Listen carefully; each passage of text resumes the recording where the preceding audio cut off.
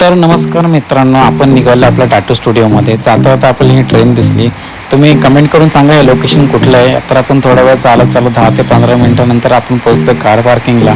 Car parking नंतर गेल्यानंतर आपण नेहमीप्रमाणे टॅक्सी पकडून आपण स्टुडिओवरती निघालो आहे. तर फायनली आपण स्टुडिओला पोहोचलेलो आहे. हा आहे सकाळचा आउटडोअरचा व्ह्यू आणि आपण आतमध्ये जाऊन थोडंसं क्लीन वगैरे करूया, साफसफाई करून झाल्यानंतर देवपूजा करूया. देवपूजा केल्यानंतर मग तर ही आजची आपली पहिली अपॉइंटमेंट आहे. आपण सगळ्या अपॉइंटमेंट या व्हिडिओमध्ये कव्हर करायचा प्रयत्न करूया.